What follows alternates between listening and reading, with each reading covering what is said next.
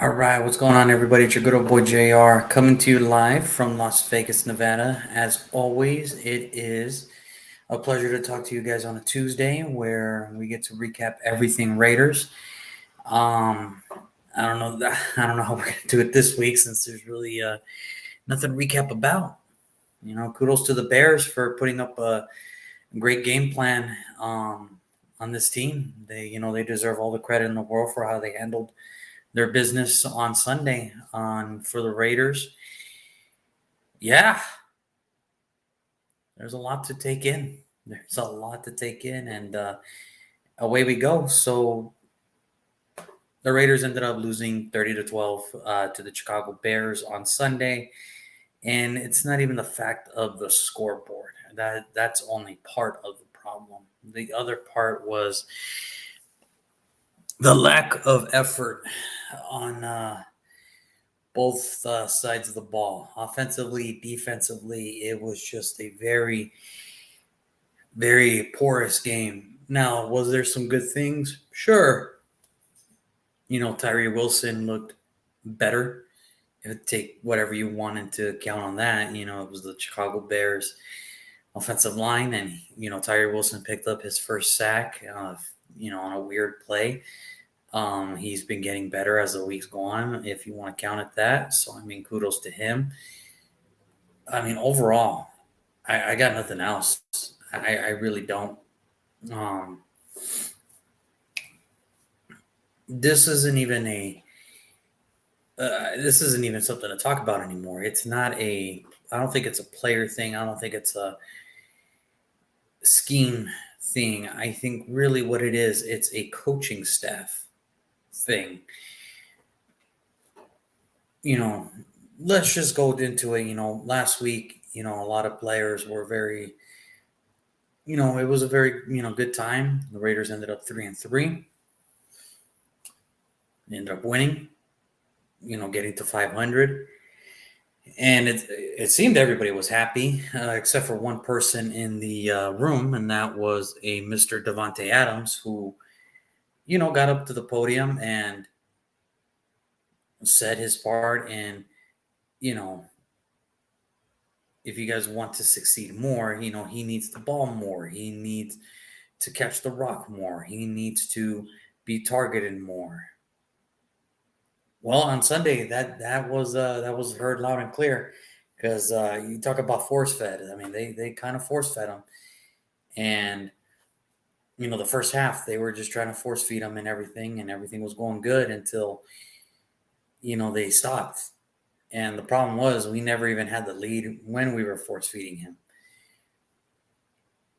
And I think that's one of the things that does irk me is the fact that he went up to the podium, said, you know a few weeks back, he said he doesn't care about stats. He just wants to win. Now that we're winning and his stats aren't good, now he wants the rock. I think my message to Devontae or Randy Moss 2.0 is, what do you want, man? Do you want the rock? Or do you want to win?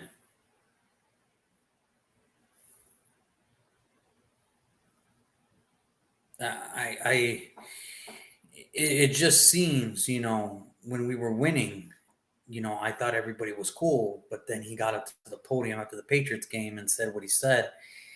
I got no remorse for that. We heard you loud and clear, and now we're gonna dig into you because you might have not been the most best placed ball, but if you're gonna talk the way you talk and want the ball and you want this and you want success, you better catch everything thrown your way, bro.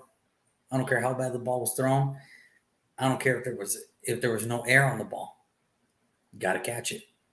The fact that you dropped an end zone ball in the end zone. I think the game plan for you, Mr. Randy Moss 2.0, shut up and play.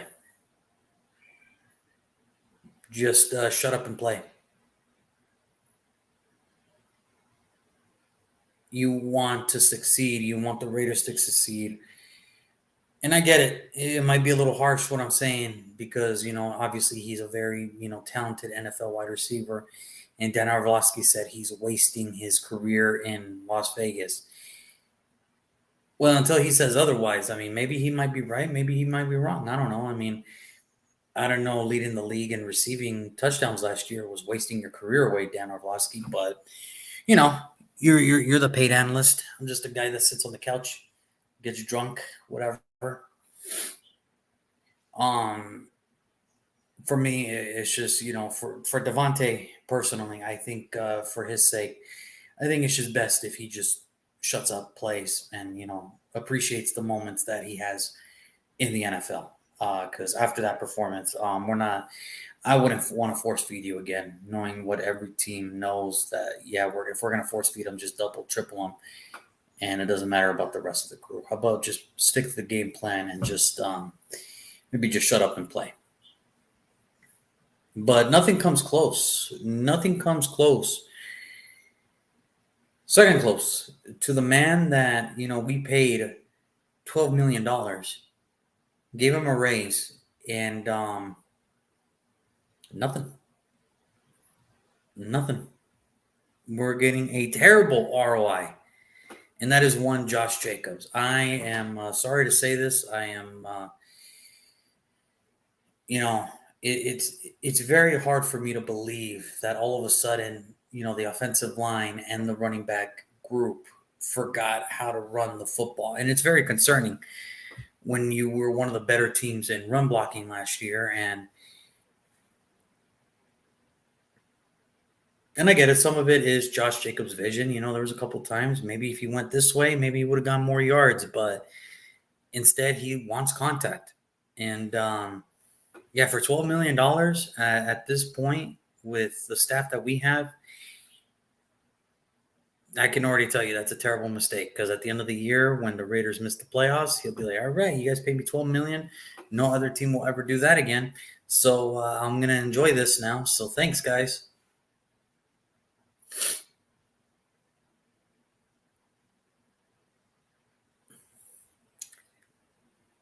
Then but if you think that wasn't bad enough, the fact that we only scored 12 points when we have an offensive guru on our as the head coach is very concerning to me. It is very concerning the fact that a few weeks ago I defended him when we kicked the field goal because that made I could understand that point. I could understand why we kicked the field goal at that point.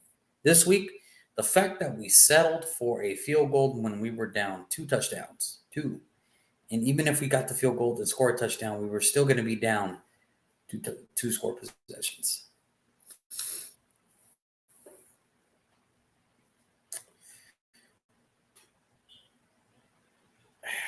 There's no more to say. There's nothing more to say other than that. It's embarrassing. That is an incompetent head coach. That is a coach that has no trust in his offense when he is an offensive play caller. That is depressing. That is terrible.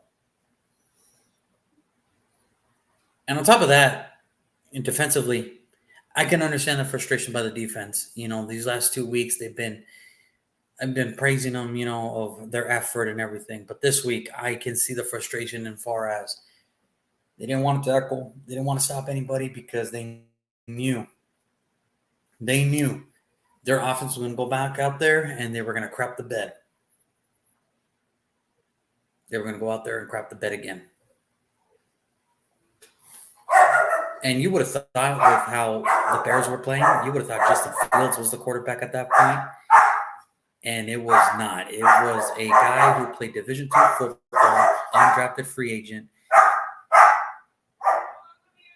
And there was nothing to it. There's nothing to it. There's no excuse for that. There was no excuse for how the defense played. Credit to Tyree Wilson, Max Crosby, and, a couple of guys who made some good plays. But I think Marcus Peters has to I don't know if Marcus Peters is close to getting an AARP card or if he can qualify for AARP. But homie's scared of contact. Homie's scared of playing defense. Um, I don't know how he can go back on the field knowing that that was his performance on Sunday. I'm very scared of the cornerback situation.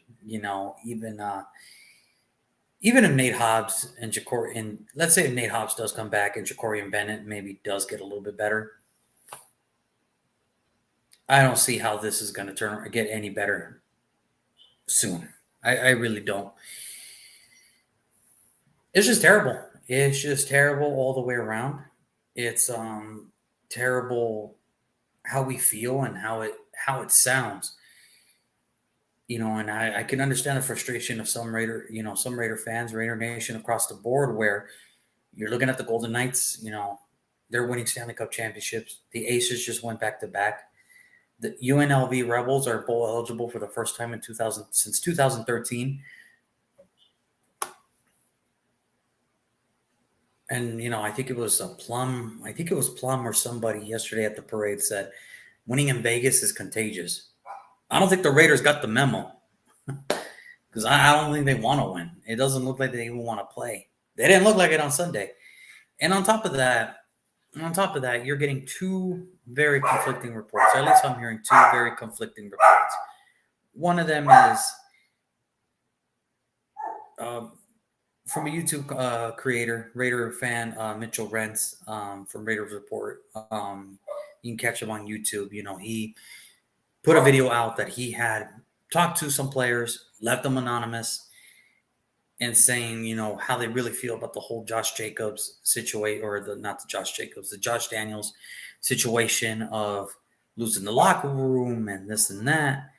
I don't buy it. I mean, I'm not saying that I don't buy it, but it doesn't help when there's another report out there conflicting that story where he talked to Hondo Carpenter, who is a beat writer for the Raiders, saying that F that, you think we're here to lose? You think we're here to tank? F that. You think we don't believe in Josh McDaniels? F that. Basically, what the anonymous player was saying is we're not tanking. We believe in him. So I'm going to give my own spin on it. I don't talk to the Raiders. I'm not at practice. I'm just a fan that comes out every Tuesday that just loves doing what he's doing. And this is just my honest opinion about this.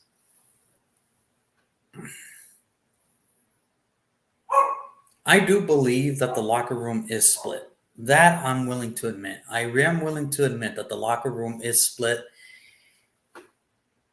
to the point where only a few players maybe believe in Josh McDaniels and everybody else is just there to collect a check, which is fine because when you look at some of these deals, it is one-year deals for the majority of the guys. So what do they care? This could be their last check in the NFL, and it's on the Raiders' dime again. And I don't know where else to go from it. I don't know what else to think, but I really do believe that the locker room is split.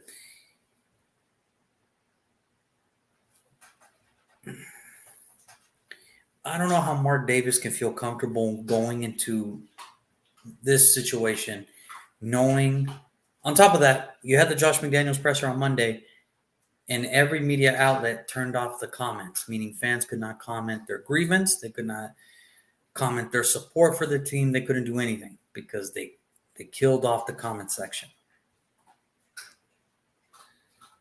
Mark Davis has to look at this. Mark Davis has to see what's really happening. And it is going to suck because, again, 20 years of losing, this fan base is never going to be happy until it's a consistent winner. And even when we did go two in a row, there were still fans that said, it was against nobodies and blah, blah, blah, blah, blah. And that's the thing that kills me. We can never be happy as Raider fans. We can never be happy because even talking to some of my friends and some of my family, when I was like, hey, man, we're on a 2-game winning streak. Yeah, but who did they beat? They didn't beat anybody. They beat the Packers and they beat the Patriots. They didn't beat anybody. You guys are never happy. I'm happy when they win, regardless, because we have sucked for 20 years. I will take any freaking win. But the notion that some players are anonymous going out there and calling for McDaniels' head, and some players are saying that they back him up, I'm not calling either Hondo or Mitch liars. I'm not saying that. But what I'm saying is just too conflicting for me to know because, like I said, I'm not at the facility. I'm not at practice. I'm not asking these questions. I'm not talking to these guys. I would love to talk to these guys, how they really feel. But that's not my game. That's just I'm just a fan that just does this for the love of it, to air out my grievances on the team's performance. And after Sunday, it was piss poor. So I really hope they figure it out. I really do. I think for me, at this point of the stage, I don't think there's a way that Josh McDaniels can keep his job by the end of the year. I don't think so. If this is how the team is going to continuously play, the decisions that they make, it scares me because why are we putting in Brian Hoyer, a 15-year veteran who hasn't won a game since the Obama administration, and we're not giving a guy that Josh McDaniels handpicked himself in the draft? And his comment was, this is not preseason. I know it's not preseason because that's the only time you look like a genius, doofus. That's the only time you look like a real team is when you guys play in the preseason. You guys have played in 2 years. They have had 7 preseason games. They are 6-1. That's the only time he looks like a freaking genius to me. Mark Davis cannot. He is killing this. He is killing whatever credibility he has. And listen, I am okay with Mark Davis. I got no ill will against him. He did everything tooth and nail to give us a stadium. He did tooth and nail to give us something to be proud of. And I am forever grateful for that. But the fact that he's challenging fans in his suite, telling them to smarten up, fans that are paying their hard-earned money to go see that garbage, to go see that hot mess, and you're telling them to smarten up?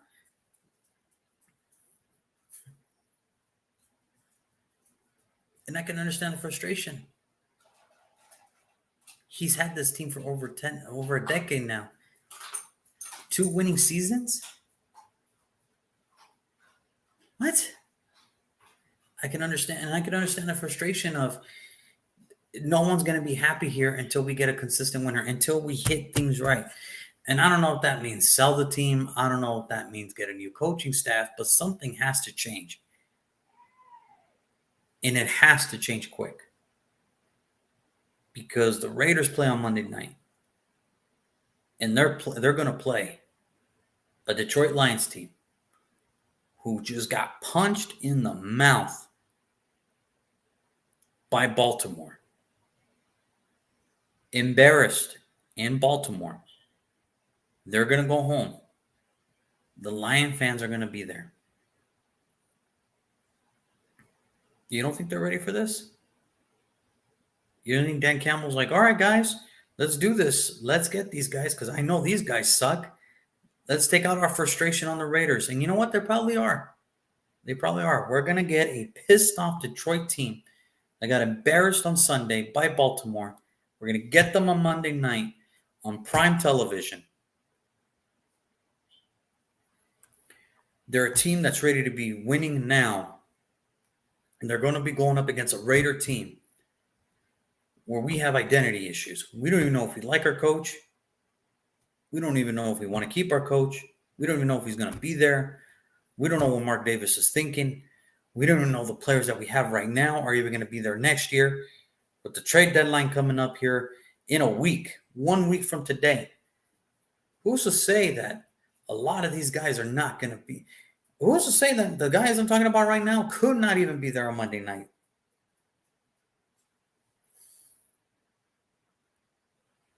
It is hard for me to believe. Now, here's a crazy thing about it.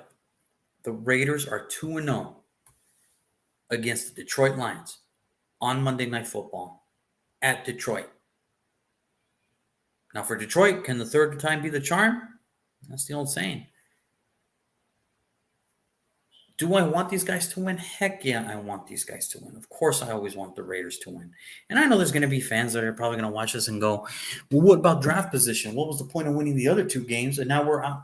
Guys, this is what I love. I love the whole argument of winning meaningless games. Do you understand the year that Tua, or do you understand the Dolphins, the year the Dolphins were supposed to tank? They got 6 and they still got their guy. And guess what? They kept drafting better.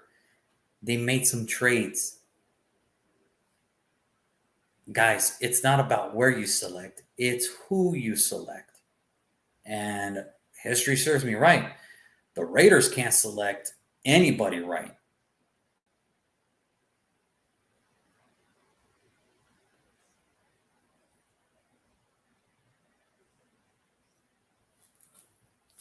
These guys can't pick anybody right in the draft. The only good person I could see this, since Mark Davis has taken over, the only real valuable players that they have ever drafted, Khalil Mack, Derek Carr, Colton Miller, Josh Jacobs. Everybody else is either out of the league or in jail. So it's not about where you draft, it's who you draft.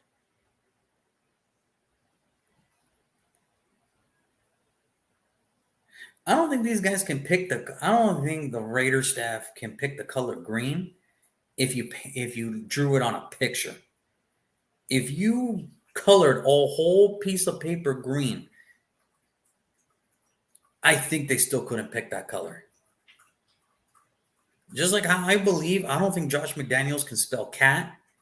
And that's even if you spot him the C and the T. I don't think he can spell it.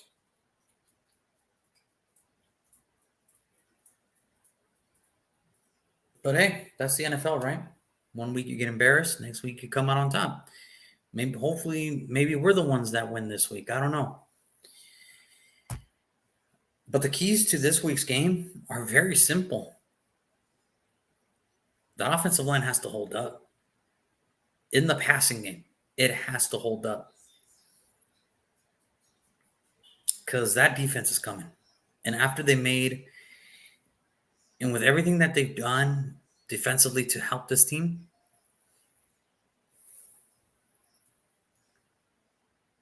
the offense has to be on their toes. It's already hard enough. They cannot make it harder on themselves. For the sake of everybody on the roster and for the sake of Coach McDaniels, because people can say what they want about, I don't think they're going to let him go. I think if it keeps spiraling like this, you have no choice. You cannot expect fans to believe that he will be back next year if they keep doing this. And I know 2 years and another head coach, guys, until we find the right guy, doesn't matter how many coaches we get. I think for the sake of the Raiders, they have to win this game. Offensively, you got to keep the defense honest. You have to keep them honest. Because if you don't, I don't know where you go from here. I really don't know where you go from here. Sure, you got the Giants and the Jets, but after that, it's not going to be easy. It is not going to be easy. Defensively, that's going to be a hard task. They got a passing game that they can attack from anywhere. And they got running backs that can do damage in the backfield. Defensively, they just have to keep them honest, contain them as good as you can, and hope that the offense can score more than 12 points. Because if not, at this point, if I could just tell the Raiders one thing, especially the coaching staff and the players, offensively, if you don't think that you can score more than 12 points, do not get on that plane. Don't get on that plane. And I wouldn't even be shocked of how many players would actually not get on that plane. So for the Raiders, it's really what it comes down to is you got your butts kicked last week. If this is going to be a continuing trend, there's going to have to be some changes. It would behoove Mark Davis to do some changes for this squad. Because if not, I don't know how this can keep going. It would not only would it be embarrassing, it would be a spit to the face for some of these fans if Mark Davis is willing to keep this coaching staff together. It would just be a spit to the face. Because with Detroit, they have everything ready to go. Amon-Ra St. Brown, Sam Laporta, Jahmyr Gibbs, David Montgomery, Branch, Jack Campbell, Aiden Hutchinson, Isaiah Bugs. It's going to be hard for me to believe that this team is going to – the Raiders have to prove us wrong. Because if it's anything like last Sunday, I don't know how they can feel good about themselves at this point. So we'll see. We'll see. Again, the key games offensively, you have to keep the Detroit defense honest. Contain them because they're going to get theirs, but you have to contain them. And for the defense, you got to keep doing what you're doing. You have to keep doing what you're doing. Defensively, try your best. Same thing. Try to contain the offense and you got to put a little bit more effort into it. Because if you're going to play like that again, 24, with that type of effort, please take that number off and choose another number. Because right now, you don't deserve to wear that number. So there it is. But other than that, that is the show today. I want to thank everybody that tuned in from here on the Jack's Wild Sports Show, on our YouTube page, and on the All Sports Talk Podcast Instagram Live page. You can always catch the Raider Talk here every Tuesday, 4:30 p.m. Pacific Standard Time. And tomorrow I will be back, same time, 4:30 Pacific Standard Time, where me and my buddy Brandon, we will go over the Week 8 matchups and make our predictions there. It looks like everybody's slated to play, so this is going to be a lot of fun, and I can't wait to see how this goes. But until then, I want everybody to have a wonderful night, and as always, as much as we hate them, as much as they make us upset, it's always still go Raiders. Take care, everybody.